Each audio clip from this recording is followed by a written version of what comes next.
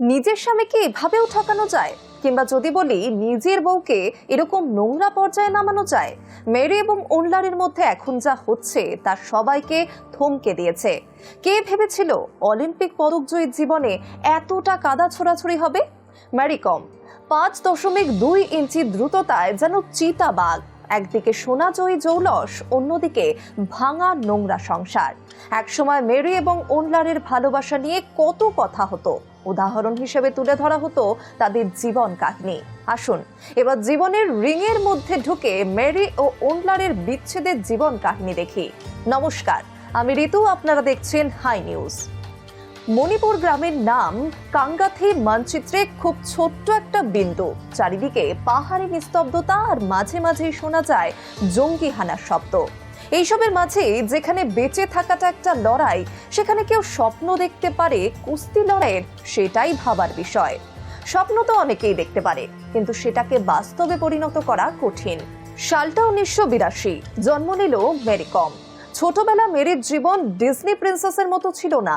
বাবা মায়ের সঙ্গে ঝুম চাষ করা, কাঠ কেটে আনা, ভাই বোনেদের দেখাশোনা করা। অভাবই ছিল মেরির ছোটবেলার নৃত্য সঙ্গী। লোকে বলে মেরির শক্তি বল জিমে তৈরি হয়নি, হয়েছিল পাহাড়ের চড়াই উতরায়ে। আর বক্সিং, সেটা তো ছেলেদের খেলা। বাবা সরাসরি বলে দিয়েছিলেন, বক্সিং করলে মুখ ভোতা হয়ে যাবে, কেউ বিয়ে করবে না। সঙ্গে একটা রক্ষণশীল সমাজ, পকেটে নেই কড়ি, এর চেয়ে বড় প্রতিপক্ষ আর কি হতে পারে। 1998 সালে এশিয়ান গেমসে সোনা জিতলেন মণিপুরের ডিঙ্কু সেন। আর সেখান থেকে মেরি ঠিক করে নিলেন, না, আর কোনো দিকে তাকানো নয়, লক্ষ্যভেদ করতেই হবে। শুরু হলো মেরি কমের লড়াই। সাল 2001। রূপো 2002, 2005, 2006, 2008 বিশ্ব চ্যাম্পিয়নশিপে সোনার বন্যা। এবার তিনি শুধু মণিপুরের মেরি নন, এবার তিনি ভারতের মেরি কম। এরপর আসে মেরির জীবনে মোড় নেয় অন্যরকম। মেরির জীবনে আসে ভালোবাসা। ভালোবাসার নাম ওনলার কম। তারপর মেরির যমজ বাচ্চা হয়। কিন্তু খেলার জগতে একটা অলিখিত নিয়ম আছে না, বিয়ে মানেই ক্যারিয়ারের ইতি টানা। সবাই যখন তাকে বাতিলের খাতায় ফেলে দিল, তখন হলো মেরির কামব্যাক। আর সেটা হলো ওনলারের হাত ধরেই।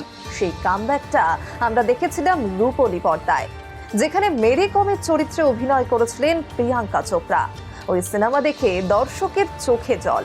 একদিকে বক্সার প্রেমিকা, অন্যদিকে ফুটবলার প্রেমিক, দুটো জিদ্দি দিল।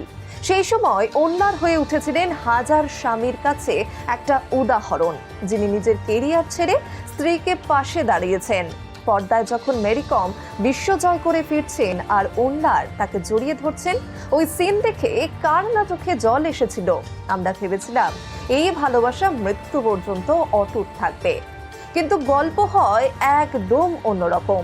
যে ওনলারকে আমরা জানতাম মেরির শক্তি হিসেবে, আজ মেরি কম খোদ বলছেন ওনলার তার জীবনের সবচেয়ে বড় দুর্বলতা। যে মানুষটা মেরির গ্লাভস বেঁধে দিতেন, আজ তার বিরুদ্ধে মেরি আনছেন প্রতারণা এবং আর্থিক তছরূপের অভিযোগ।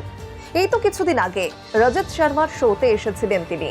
সেখানে রীতিমতো বিষ উগরে দিয়েছেন তিনি।